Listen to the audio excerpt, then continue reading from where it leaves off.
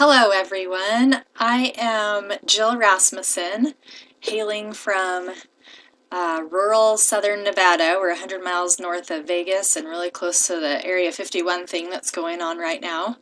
So that's been interesting for our little tiny town. I'm majoring in web design and development with an emphasis on design. And let's see, what else do we need? I have virtually no experience with web design other than the classes that I've taken so far, which haven't been very many. So my biggest goal for this class is just to understand programming better. I struggle with CSS, so really looking forward to understanding that better. My best meet time would probably be Tuesdays and Thursday afternoons, if possible, but I can do evenings as well, but I can't do mornings. So that's me. I look forward to getting to know you all. Bye.